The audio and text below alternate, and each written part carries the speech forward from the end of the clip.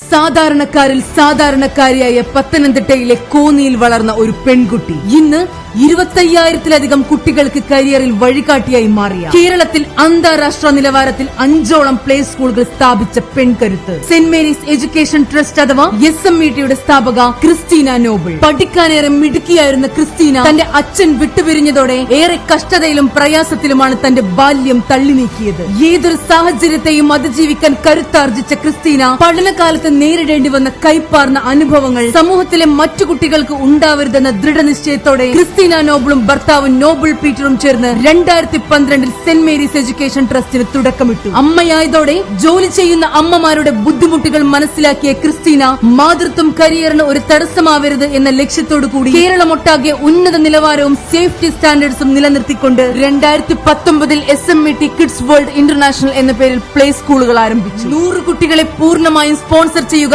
എന്ന സ്വപ്നത്തിന്റെ ഭാഗമായി ഇന്ന് 10ഓളം പാവപ്പെട്ട കുട്ടികൾക്ക് എഡ്യൂക്കേഷൻ ഉൾപ്പെടെ മുഴുവൻ ചെലവുകളും വഹിക്കുന്ന നമ്മുടെ സമൂഹത്തിന്റെ വിദ്യാഭ്യാസ ഉന്നമനത്തിന് വേണ്ടി പ്രവർത്തിക്കുന്ന ജീവിതയാത്രയിൽ തടസ്സങ്ങൾ അനുഭവിക്കുമ്പോൾ തളരുന്ന യുവതലമുറക്ക് എന്നും മാതൃകയാക്കാവുന്ന വ്യക്തിത്വമായി ഇന്ന് ഇന്ത്യയുടെ അകത്തും പുറത്തുമായി 20ഓളം ബ്രാഞ്ചുകളുള്ള 200-ൽ കൂടുതൽ സ്റ്റാഫുകളുള്ള സെന്റ് മേരീസ് എഡ്യൂക്കേഷൻ ട്രസ്റ്റിന്റെ നെടുന്തൂണായ യുവ സംരംഭക ക്രിസ്റ്റീന നോബിളിന്റെ കഥയും 1 മിനിറ്റിൽ അവസാനിക്കുന്നതല്ല.